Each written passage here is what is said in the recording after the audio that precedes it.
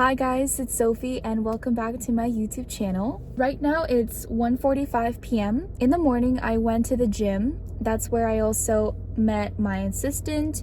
We filmed a lot of videos. Now we're about to go back home and have some lunch and continue working. But I wanted to share a little story with you. These past days I made a commitment and I ate no sugar.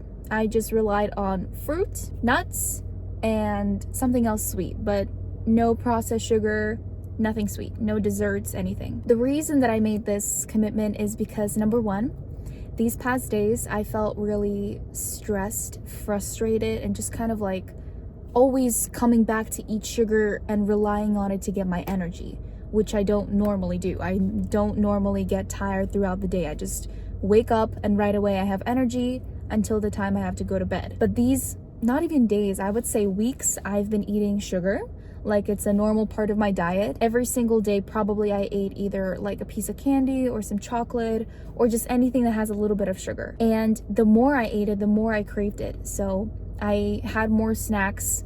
I had bigger portions because I craved sugar, but my body thought I was hungry. So I just ate even more food while still eating the desserts and the sweets. And not only did I feel mentally heavy, like just always tired, always having trouble to concentrate on work and school, but physically I also felt much heavier and much like, how do I even describe it, like plump, like glump, blump. Just a little like, you know, sort of like the witch from Snow White. You know how she does this and she's like, you know, you want an apple. Like I felt like that. That's number one. Number two, I saw how my skin was not great because I ate sweets. My skin had little tiny bumps. I had trouble sleeping. Like these past days I only sleep like about 7 hours a day, which normally I sleep 8 to 9 and I go to bed around 10, 11. But these past days I've been going to bed like 12, sometimes even 1, and that is not normal for me, and that is what makes me feel tired when I have to get up at 7 a.m. the next day. Cutting out sugar is very hard to do. However, it's very simple to do as well. As in like, yes, it's hard because you're gonna keep wanting to eat it, but it's simple because the only thing that you have to do is to eliminate all sweets from your house, distract yourself, and keep substituting with fruits. The first day of this journey was not the hardest actually. The first day was okay because I was very motivated to keep myself from eating sugar. I ate apples, cherries, blueberries, and oranges. It was going good. I felt more energized. I felt more awake, even though I was cutting out on the glucose in my body. On the second day, that is when it hit. My dad, he likes to eat sweets. Usually when he comes back from work, he has like coffee or tea and like a cookie or something. We have those cookies at home. Well, we had them when it was day 2. And knowing that there are sweets in your cupboard, in your pantry, and being on a diet that prevents you from it, your brain immediately feels like you are missing out. You are getting FOMO, fear of missing out, and it immediately thinks that if you don't have it, you will die. Because that is probably what happened when we were living in Stone Age, you know, when we didn't have sugar. So every time you do have sugar, you have to eat it because you won't have it. Animals and other predators are gonna have it before you. But now that we live in the 21st century, we don't have that problem anymore, and we can just go to the store and buy any sweets that we ever wanted. So the day 2 was the most hardest because the motivation was going lower. The discipline was still not growing because it's just day 2. So your motivation's going down. It hasn't developed into a habit yet. So you're just in this point where you're physically forcing yourself to not open that drawer and to distract yourself.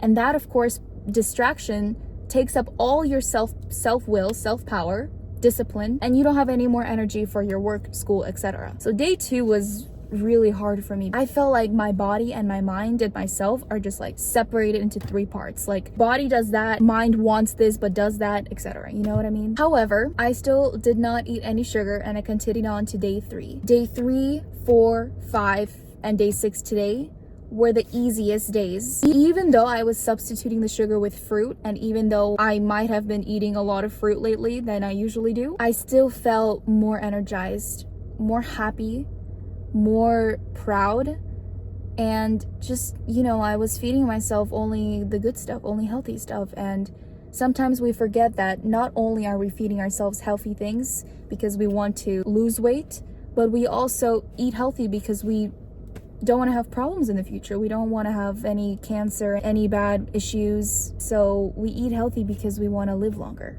So if anybody out there is also going through this sugar or just gluten, dairy, any kind of sort of diet, let me know in the comments how it's going for you, because that's what I'm trying out and I want to do it every week. So 6 days no sugar, 1 day a little bit of sugar. That's what I want to do. And I just wanted to share with you guys because cutting out sugar might seem like such a small thing, but also a big thing at the same time. It's difficult because you are going against something that you've been doing for a while. Now it is day 6. I look at sugar like cookies, chocolate, obviously like I still want like a little bit, but compared to how I was in day 1, I don't want it that much anymore because my body just accepted the fact that I just don't eat sugar anymore and it doesn't want it as much as it wanted before when it was a regular part of my diet. Here's some kind of like tools that help me to still continue this plan for nutrition. When I really wanted something sweet, number 1, I took a pause. I thought to myself, do I really want this, or is it just sort of something of a habit, something that I've just